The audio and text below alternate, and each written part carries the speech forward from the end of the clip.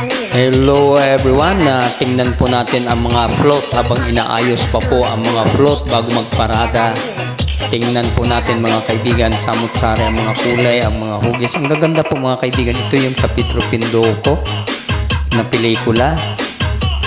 May mga 10 ano kasi ngayon mga kaibigan, 10 pelikula nakalahok nitong Metro Manila Film Festival 2023 na ginanap dito sa Camanaba area, Caloocan, Malabon, Nabutas, and Valenzuela. Medyo malayo sa amin mga kaibigan, dati kasi madalas sa Maynila, Rojas Boulevard. Ngayon iniba po ang location ng pagpaparadahan. Pero ganun pa man, napakasaya mga kaibigan dahil naibalik ang muling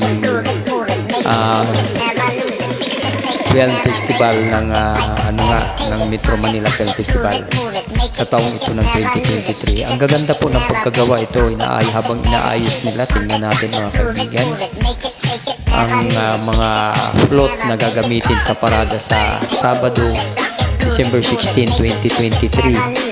Ito yung sa Malyari na float. Ito naman Broken Heart Strip. Ito naman Biti and Badit kay Pukwang at kay Eugene Domingo. Napaka-colorful mga kaibigan. Comedy yata ito na pelikula nila. Sabagay, magaling sila mag-komedyante. So, ang gaganda po ng mga kulay, ang samot-sari mga dekorasyon. Ang saya mga kaibigan. Habang inaayos nga, dahil mamayang hapon, alas 2 yata ang umpisa ng parada, kaya inaayos na po nila. Talaga naman nagagandahan ang mga kalahok na mga ito kampon o isang horror movie. Sino ang bida nito? Si Beauty Gonzales, tama ba? At saka si Derek Ramsey. Ang gaganda ng kanilang mga float mga kaibigan, nakakatuwa, nakakaaliw. Kahit medyo may kalayuan, sulit naman ang pagod sa biyahe. Kasi ang gaganda po ng mga float mga kaibigan, nakakatuwa po. Ayan, inaayos pa po nila. Dahil mamayang hapon po ay gaganapin na po ang parada. Ika-49 yata na Metro Manila Film Festival. Ika-49 na kapistahan ng pelikulang Pilipino mga kaibigan. At ang lahat ng mga pelikula na ito ay mapapanood natin sa December 25. Isang linggo po yan, walang kahalong mga foreign movies, lahat ay Pilipino. So sana nga po tangkilikin upang patuloy na sumigla muli ang ating industriya ng pelikula. Napamahal na rin po sa akin to kahit na medyo nag-extra lang tayo nung araw, nung mga bandang 70s, 80s, nag-extra po tayo sa mga pelikula. Ilang mga pelikula ang ating nasalan bilang extra. Napakahirap din mga kaibigan. Sa bagay noong araw, hindi pa gaano mahirap ang mga bilihin na katulad ngayon na grabe na bilihin. Kasi noon, bawat labas namin as extra may bayad kami na 50 pesos. Pero marami sa 50 pesos po, marami kang mabibili noong araw. Kasi ang minimum per noon, 20 centimos lamang. Tsaka ang saya mga kaibigan. Kaya lang nakakapagod din kasi ganun pala ang pag-shooting, ang paggawa ng pelikula. Mahirap din kasi puyatan madalas sa gabi. Ito naman ang float ng Gomborsa mga kaibigan. Maganda rin. Kung ilang beses na ito pinalabas iba-iba nga lang ang serye o iba-iba ang pagkagawa. Ito Pindoco number 6. Ito naman ay ano ito mga kaibigan? Ito yung yung trip, Broken Heart Strip. Oo, love story yata ito, Broken Heart Strip. Mukhang love story. Ang gaganda po ng mga kaibigan ng kanilang mga mga float. Ito ang sa Rewind, yung sa favorite ko na mag-asawa. Of course, si Dingdong and Marian.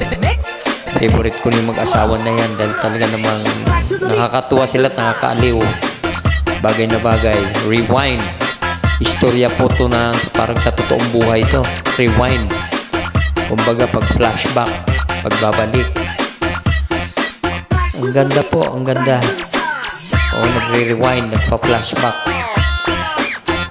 Magandang panoorin to mga kaibigan kasi maraming aral ang ating mapupulot. So ayan po mga kaibigan, ang number 3 pala. Ito naman, When I Meet You in Tokyo. Oy, kay Vilma Santos at Christopher De Leon.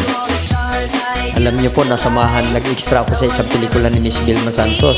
Ay hindi, dalawa, Borlis Queen at saka yung Amorsico, kumakabit na kung saan sinuting doon sa Harrison Plaza nung araw. Kasi yung pang sikat na shopping center nung araw sa tabi ng Manila Zoo. Ang SM noon maliit pa lang sa Carriedo, sa Avenida. Kaya ang sikat noon na pasyalan ng mga tao, ang Harrison Plaza sa Mabini Harrison, bandang Pasay. At yung isa naman na pelikula, Borlis Queen, na nasamahan ko bilang extra ay sa Cubao, sinuting Cubao Cinema. O ito naman ay Firefly. Napakaganda po dahil parang storytelling ito. Napakaganda. Kasama din dito si Dingdong Dantes. Marami din si Asunta. Hindi. Kapatid ni Asunta. De Rose. Kalimutan ko pangalan. So ito po mga kaibigan, ang Firefly. Mukhang pambata ito. Isang fantasy movie mga kaibigan. So, ayan po. Ang gaganda ng kanilang mga plot, mga kaibigan, nakakatuwa. O, ito muli yung kay Pindoko. Ilan na ba ang ating natingnan? Kasi 10 lahat to kung hindi ang nagkakamali So, wala pa masyadong tao kasi umaga pa lang, mamayang hapon pa ang isa kasi ng parada. Tsak yan, magkakagulo mamayang hapon, lalo na pag nagdatingan ng mga artista sa kanya-kanya mga pelikulang ginampanan. Ayun, ang ganda. Ito naman ay Malyari. Ewan ko anong istorya nitong Malyari mga kaibigan. Kaya parang gusto kong panoorin. Halos lahat. Magkano na bang pelikula ngayon? Sa tagal na hindi ako nanonood ng pelikula. Sa bagay, libre na yun dahil senior citizen ako. Aywan ko kung may free pa rin dahil film festival. Ang alam ko every Sunday or Monday, may araw ang libre ang mga senior citizen manood ng pelikula. Once a week. So isang bisis ka lang makakapanood sa isang linggo as a senior citizen for free. Ayun ko kung ganun pa rin ngayon. Yan ang pagkakaalam ko noon. Ito naman ay Broken Heart Street. Colorful ang kanilang plot. Simple pero colorful. Parang ang pinaka-the best ko dito na plot ay yung Malyari at saka yung Pindoko. Pinaka-attractive, pinaka-decorative at para sa paningin ko, parang maganda. Itong Rewind ni Dingdong ay simple lang ang kanilang plot. Kung alam ko meron din award ang best plot Baka yung Pindoko o kaya yung Malyari ang nanalo dahil maganda kanilang plot. Yun kumbaga ang aking manok.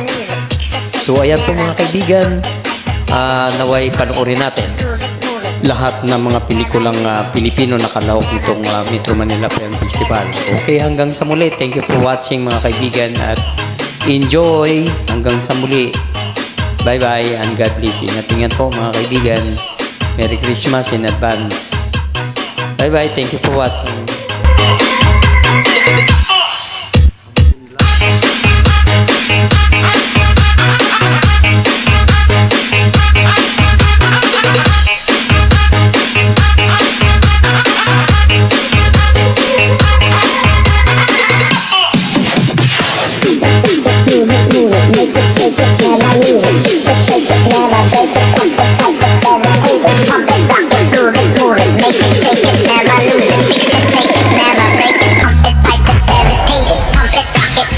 Move it, make it, take it, never lose it. Fix it, take it, never break it. Pump it, pipe it, devastate it. Pump it, rock it, move it, make it, take it, never lose it. Fix it, take it, never break it. Pump it, pipe it, devastate it. Pump it, rock it, move it, make it, take it, never lose it.